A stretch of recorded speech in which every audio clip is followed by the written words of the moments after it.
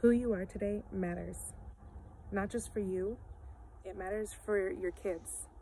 Not just for your kids, it matters for your grandkids.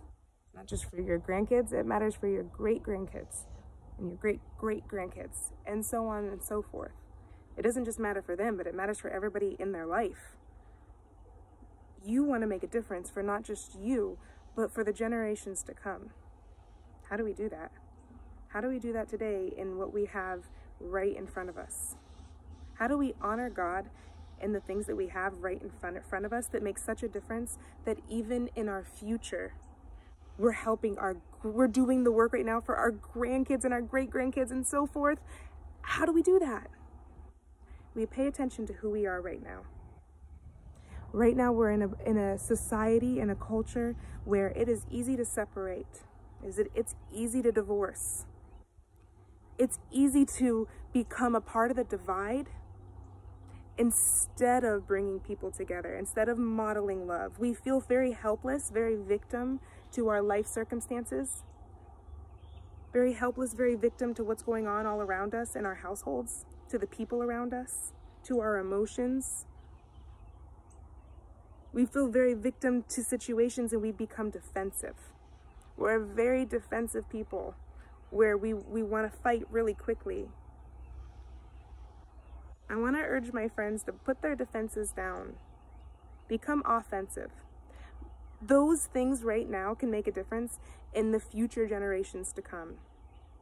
If you don't want grandkids that hate each other and that have high divorce rates and don't talk to each other anymore and are greedy and hurt each other's businesses and hurt each other's households and steal each other's wives and bring harm and hurt society. If you don't want grandkids to do that, how do you make a difference so that they don't do that? Well, you model that. We model that now. And we don't model that just because we're brilliant and we just know the way. We model that because Jesus was the way. He led the way through life all the way to death. He showed us what it looks like to love our brothers, our friend, our neighbor. He says, "Who is my mother and brother? But these around me. I treat everyone, I'm consistent in how I love." And all the way in my life, all the way to death. He's modeled the way so that right now we're not lost. We have salvation because we see the way. We're in this world and he guides us. He guides us through his spirit because he's come and done the work and he's left us his spirit to follow in, to walk in. Don't harden your hearts. Listen to him.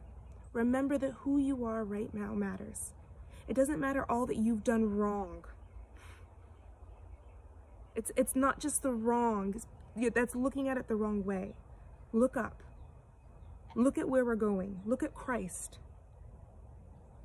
Look at who he was. Look at what he said. Look at the intent of the things that he said and why he said it.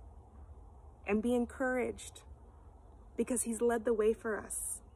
And if you have breath in your lungs right now, it's not too late. It's not too late to love. Love your neighbor. Love God. Love God by loving your neighbor. Love God by loving your brother, not just in words, not just in theory, but actually when a situation presents itself to be taken advantage of or to be uncomfortable, you're like, I'm the one, I'll do it.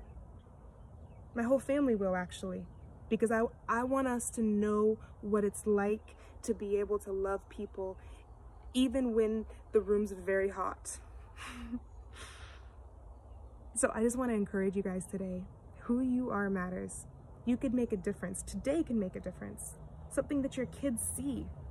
Something that the kids around you see. Something that your neighbor sees. Having integrity.